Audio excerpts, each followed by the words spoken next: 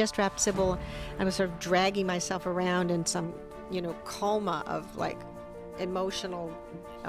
She was America's sweetheart, the smile, the charm, the 2 Oscars to prove it. For decades, Sally Field lit up the screen like no one else, but behind the applause, something darker was brewing. She smiled through scenes with actors she couldn't stand. She carried roles while quietly being torn down behind the camera. And now, after years of silence, Sally Field has finally broken her code. Not with drama, not with rage, but with names. 6 of them. Some were expected. Others, absolute shock. These weren't petty disagreements. These were betrayals so personal. They followed her long after the cameras stopped rolling. One left her emotionally wrecked. Another destroyed an entire film, and one never even let her finish an audition. You think you know Hollywood? Think again. Because what Sally Field is about to reveal will change the way you see your favorite stars forever. To the world, they were magic. Sally Field and Burt Reynolds, the golden couple of late 70s Hollywood. On screen, they were electric. In Smokey and the Bandit, their chemistry was so magnetic, fans assumed it had to be real, and it was. But the truth behind that romance? It wasn't a love story, it was a slow unraveling. Sally once described Burt as charming until he wasn't. At first, he made her feel adored, special, but over time, that affection twisted into control. He mocked her looks, questioned her intelligence, and undercut her confidence in subtle, cutting ways. During interviews, he'd smile for the cameras, calling her adorable or cute, while privately reminding her that he was the star. In her memoir, In Pieces, Sally exposed the truth. Burt didn't want a partner. He wanted someone silent, compliant, someone who looked good standing next to him and didn't speak unless spoken to. She wrote about how he'd interrupt her mid-sentence, override her decisions, and quietly make her feel small. Even at the peak of her fame, standing beside him, Sally felt invisible. "I was there," she said, "but not me. Not the full me." The emotional manipulation didn't come in screaming matches. It came in moments, icy silences, passive-aggressive remarks, affection withheld like punishment. And the worst part? She still loved him. She tried to make it work, again and again. But loving Burt Reynolds, she realized, meant slowly erasing herself. Years later, when asked about him, she didn't lash out. She didn't need to. Her silence and her story said it all. He was the bandit to the world, but to her, he was heartbreak in disguise. The role was gritty. The script had depth. Sally Field showed up to the set of Backroads ready to build something powerful. But from the moment cameras rolled, she knew something was wrong. Tommy Lee Jones didn't speak to her. Not really. No small talk, no collaboration, no effort to build trust. Just a cold, unblinking presence. He came to set, hit his marks, delivered his lines, and disappeared. To Sally, it felt less like working with a co-star and more like acting next to a wall. She tried. Between takes, she'd ask about the characters, crack a joke, reach for any human connection. But Jones wouldn't bite. Sometimes, he wouldn't even look at her. For an actress who built her career on raw honesty and emotional connection, that silence was disorienting. It wasn't just unpleasant, it was sabotage. The audience saw 2 damaged people learning to love. What they didn't know is Sally was acting that entire relationship alone. "We were supposed to fall for each other," she later said, "but I was the only one doing the falling." Critics said the film lacked chemistry. What they didn't realize is there was no chemistry to be found. Not because the story failed, but because her co-star shut her out completely. The experience left her hollow, exhausted, not just from the emotional weight of the character, but from the emotional absence across from her. After that film, she never worked with Tommy Lee Jones again, and she never forgot how cold a movie set could truly feel. But silence wasn't the only poison Sally had to face. The next one was pure chaos. The project was ambitious. Say Goodbye, Maggie Cole had the makings of a heartfelt drama, a role Sally could pour herself into. But what she got instead was a masterclass in madness. From day one, Robert Blake brought instability to the set. He changed lines without warning, veered off script mid-scene, and sabotaged takes with unpredictable outbursts. What he called creative energy, Sally saw for what it really was: chaos. She tried to find rhythm, to connect, to adapt. But Blake wasn't interested in collaboration. He was interested in control.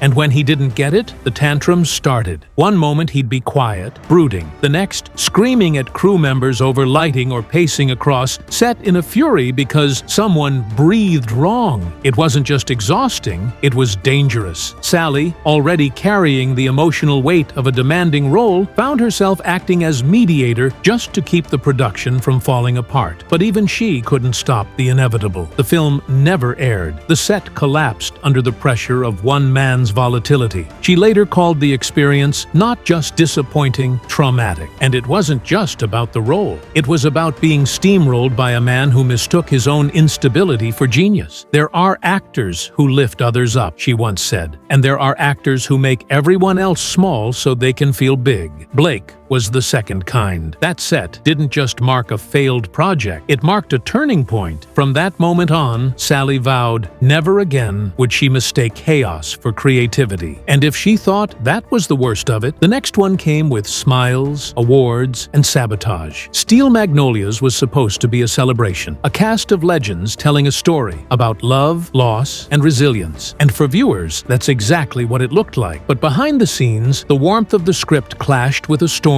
brewing between two stars, Sally Field and Shirley MacLaine. From day one, there was tension. Sally came in grounded, emotionally present, fully immersed in her role as a grieving mother. Shirley, she came to dominate. Colleagues whispered about her constant name-dropping, her refusal to take direction, her need to remind everyone, often loudly, that she already had an Oscar. For Shirley, every scene was a spotlight. For Sally, every scene was about the story. The result was friction, a slow, grinding mismatch that only got worse with time. There was one moment Sally never forgot, a scene meant to be raw and gut-wrenching. Sally giving everything, pouring grief into every word. But Shirley kept undercutting it, sarcastic quips, improvised jokes, over-the-top reactions. Not because they were in the script, but because they drew attention to her. It took 17 takes to finish that scene. Not because Sally couldn't deliver, but because Shirley refused to let her. Still, Sally remained graceful. She hit her marks. She smiled through gritted teeth. She did what professionals do. And then she walked away, changed. In later interviews, she never attacked Shirley outright, but she didn't need to. Some actors bring chaos wherever they go, she said, and you can either fight it or protect your peace. For Sally, it wasn't a war of words. It was a silent exit from a set that left more bruises than anyone watching would ever know. But ego wasn't the only weapon she faced. The next actor used intellect as a blade. The film was supposed to be light, quirky romantic comedy, a breath of air between heavier roles. But working with James Woods turned it into something else entirely. From the start of Kiss Me Goodbye, Sally felt the tension. Woods brought a sharpness to the set that cut through everything. The script, the direction, even his own co-stars. He didn't just challenge the material, he rewrote it. He questioned the director. He openly criticized scenes in front of the crew. And when it came to Sally's performance, he made sure she knew exactly what he thought. Mid-scene, mid-sentence, no filter. At first, she tried to stay open. She valued artistic honesty, but it quickly became clear. This wasn't collaboration, it was domination. Woods had a way of twisting words, not to spark growth, but to shake your confidence. He accused her of being distracted, of phoning it in, even during emotionally demanding moments. The way he said it wasn't loud, it wasn't cruel, it was worse. Calm, calculated, surgical, designed to get inside her head. He didn't push me to be better, she said. He pushed me to question if I even belonged there. For Sally, it was a different kind of pain, not the outbursts of a volatile co-star, but the erosion of self-worth under constant, quiet pressure. She left that set, feeling drained in a way no role had ever done before. And she made a promise to herself. Never again would she allow intellect to be used as a weapon. Never again would she shrink just to avoid conflict. And never again would she stay silent. But her silence wouldn't last. And the final name on her list? That one left her speechless for years. They never made a film together, not officially. But what happened between Sally Field and Dustin Hoffman left a deeper scar than some full productions. It was the early 1980s. Sally had just come off a string of powerful performances. performances, 2 Emmys under her belt, and a growing reputation as one of the most emotionally gifted actresses in Hollywood. When she was offered a chemistry read for a new film, opposite Dustin Hoffman no less, it felt like the kind of career-defining moment actors dream about. Instead, it turned into one of the most humiliating experiences of her life. The second she walked into the room, the tone was off. Hoffman was already there, holding court, joking with producers, cracking lines about the script, tossing off remarks that made everyone laugh, except her. When the reading began, things went from uncomfortable to unbearable. He interrupted her, corrected her delivery mid-line, mocked her interpretation of the scene. Not in a collaborative way, not in the spirit of refining the work, but in a way that made her feel small, outnumbered, undervalued. She later described it as auditioning for a man who had already decided I wasn't good enough. No matter what she did, it didn't matter. Hoffman had made up his mind, and he made sure everyone in the room knew it. The sting got worse. Days later, a mutual contact told her Hoffman had bragged about sabotaging the audition, said the chemistry wasn't there because he made sure it wasn't. To Sally, it wasn't just unprofessional, it was deliberate cruelty. For weeks afterward, she questioned herself, wondered if she'd lost it, if she really wasn't good enough. But in time, the truth became clear. The problem wasn't her. It was ego. It was arrogance. It was a man who needed to feel superior, even if it meant crushing someone else in the process. She never worked with Hoffman again, never spoke about it publicly in depth. But when asked about her worst professional experiences, this one always sat at the top. It wasn't the rejection, she once said. It was the way I was dismissed before I even had a chance. 6 names, 6 wounds. And finally, Sally Field said them out loud. But what came next was even more powerful. For decades, Sally Field carried these stories alone. The heartbreak, the humiliation, the egos, and the emotional weight, all buried beneath red carpets, award speeches, and polite interviews. She wasn't bitter, she wasn't vengeful, but she remembered. Because every name on that list wasn't just a feud, it was a lesson, a moment that shaped the woman behind the smile. Burt Reynolds taught her how love can vanish behind control. Tommy Lee Jones showed her what silence can do to a performance. Robert Blake reminded her that chaos wears many masks. Shirley MacLaine revealed what happens when ego overshadows empathy. James Woods exposed the quiet ways confidence can be dismantled. And Dustin Hoffman proved that sometimes cruelty doesn't need volume. And after all of it, Sally Field didn't fall. She didn't fade. She endured. She evolved. And most importantly, she remembered who she was. Her story isn't about revenge. It's about reclaiming her voice in an industry that so often tried to take it away. So the next time you see her on screen, smiling, tearing up, giving every ounce of truth to the role, know this: behind that performance is a woman who earned every ounce of her power. Not because Hollywood gave it to her, but because she fought to keep it.